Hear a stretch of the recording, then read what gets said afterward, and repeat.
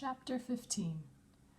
Madame Lavon was often kept awake at night by shooting pains in her legs, and because she was awake, she insisted that the whole household stay awake with her.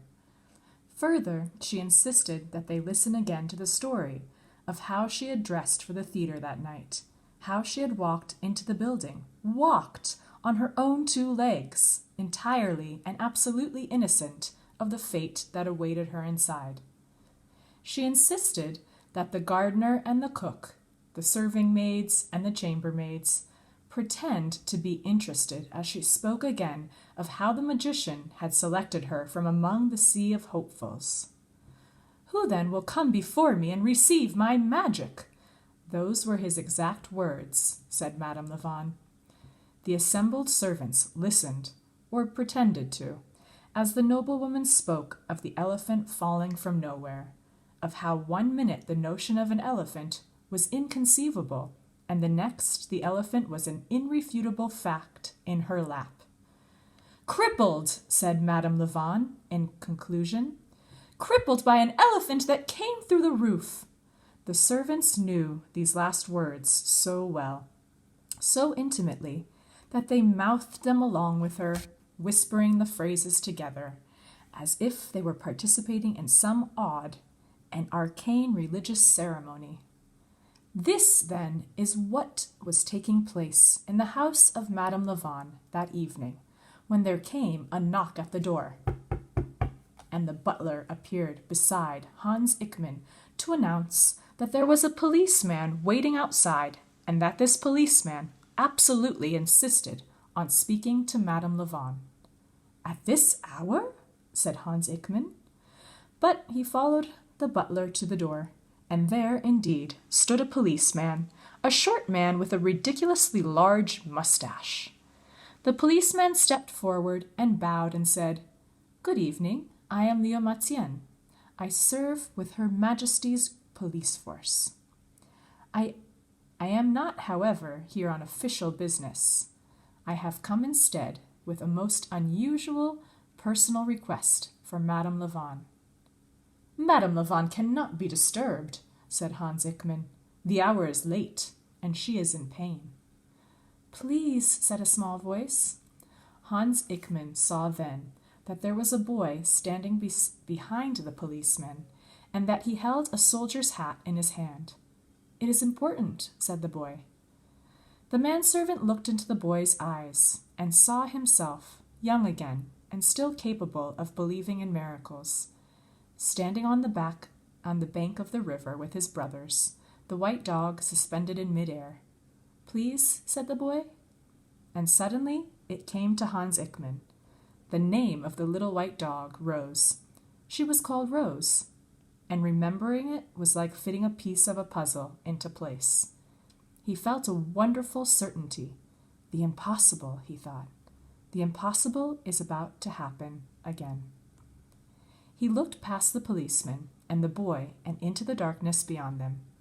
He saw something swirl through the air, a snowflake, and then another, and another.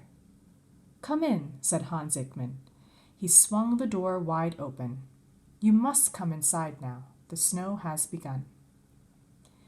It had indeed begun to snow. It was snowing over the whole of the city of Baltis. The snow fell in the darkened alleys and on the newly repaired tiles of the opera house. It settled atop the turrets of the prison and on the roof of the apartments Polonaise. At the home of the Countess Quintet, the snow worked to outline the graceful curve of the handle on the elephant door, and at the cathedral it formed fanciful and slightly ridiculous caps for the heads of the gargoyles, who crouched together, gazing down at the city in disgust and envy.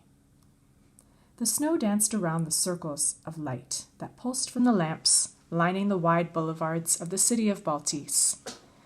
The snow fell in a curtain of white all around the bleak and unprepossessing building that was the orphanage of the Sisters of Perpetual Light, as if it were working very hard to hide the place from view. The snow at last fell, and as it snowed, Bartok Wynne dreamed.